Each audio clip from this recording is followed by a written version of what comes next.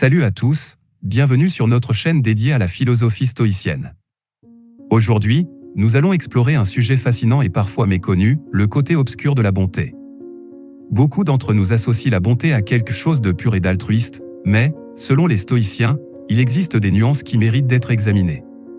Le stoïcisme et la bonté.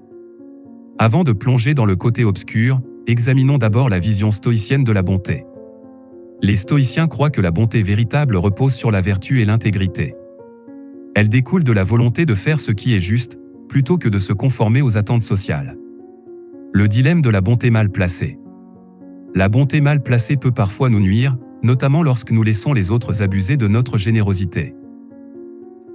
Les stoïciens nous rappellent l'importance de définir des limites claires pour protéger notre bien-être émotionnel. La bonté conditionnelle. Les stoïciens soulignent que la bonté conditionnelle, celle qui dépend de la réciprocité, peut engendrer de la frustration et de la déception. Cultiver une bonté inconditionnelle peut être un défi, mais c'est essentiel pour une vie équilibrée. La bonté passive. La bonté passive, où nous n'intervenons pas face à l'injustice, est une autre nuance à considérer. Les stoïciens nous encouragent à être actifs dans la lutte pour la justice, même si cela signifie sortir de notre zone de confort. Le sacrifice excessif. Parfois, la bonté peut nous pousser à faire des sacrifices excessifs au détriment de notre propre bien-être. Les stoïciens nous rappellent que l'autosacrifice excessif peut être préjudiciable. L'enfermement émotionnel. La bonté peut parfois nous entraîner dans une spirale d'enfermement émotionnel, notamment lorsque nous nous préoccupons trop des problèmes des autres.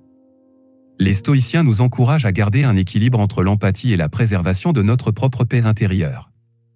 La colère réprimée. La répression de la colère au nom de la bonté peut finir par être destructrice pour notre bien-être. Les stoïciens nous apprennent à gérer la colère de manière constructive plutôt que de la refouler. La dépendance émotionnelle. Une dépendance émotionnelle excessive envers la validation des autres est un autre aspect du côté obscur de la bonté. Les stoïciens encouragent l'autosuffisance émotionnelle et la confiance en soi. La réconciliation de la bonté stoïcienne. Alors, comment pouvons-nous réconcilier la bonté stoïcienne avec ses nuances? Les stoïciens nous rappellent que la bonté authentique repose sur la vertu, la bienveillance et la sagesse. Elle est équilibrée et consciente de ses limites.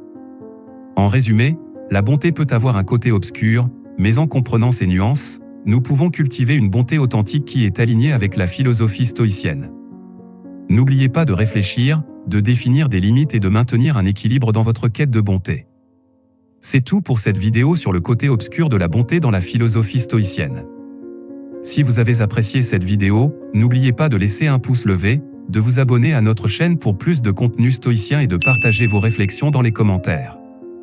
Merci d'avoir regardé, et nous vous donnons rendez-vous dans la prochaine vidéo.